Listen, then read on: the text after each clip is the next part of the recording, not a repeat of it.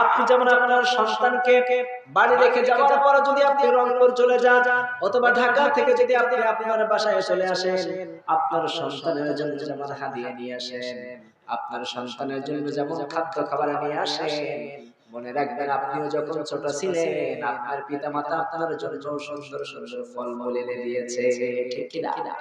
এজন্য করে আপনার পিতামাতাকে খুশি রাখবেন।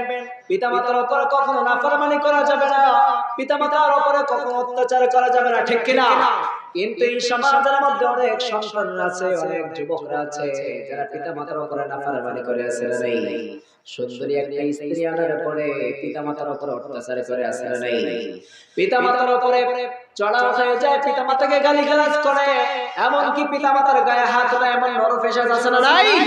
পিতামাতার উপরে যারা নাফরমানি করবে, পিতামাতার উপরে যারা গায়ে হাত তুলবে, মনে করবা রব্বুল আলামিন তোমাকে সন্তান দিয়েছে, আপনি যদি আপনার পিতামাতার গায়ে হাত উঠান, আপনার সন্তানও আপনার গায়ে হাত উঠাতেও দেরি করবে না। এজন্য পিতামাতার উপর কোনো অত্যাচার করা যাবে নাকি?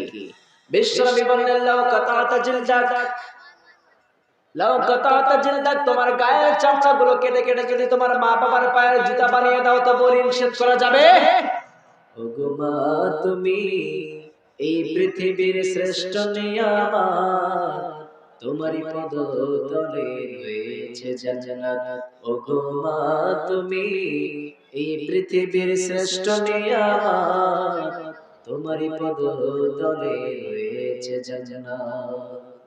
এই পৃথিবীর সৃষ্টি অগো ফুল পাখিহীন, এই পৃথিবীর সৃষ্টি অগো মায়া মোহহীন, এই পৃথিবীর সৃষ্টি অগো ফুল পাখিহীন, এই পৃথিবীর সৃষ্টি অগো মায়া মোহহীন।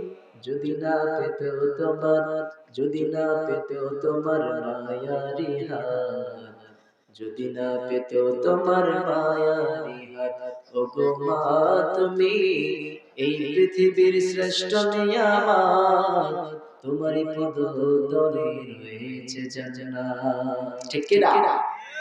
বিশ্বনবী বললেন তোমার মা বাবার প্রতি তুমি এমন ভাবে খেয়াল রাখবা।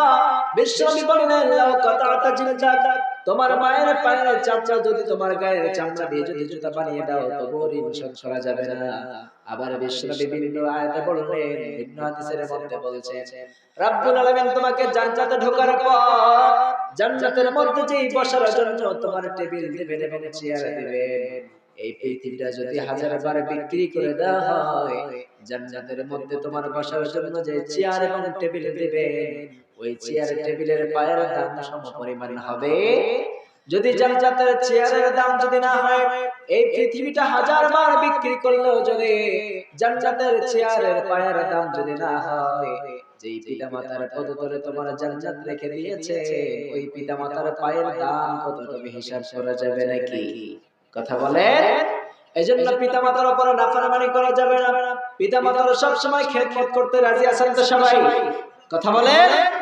পিতামাতাকে খেদমত করবেন।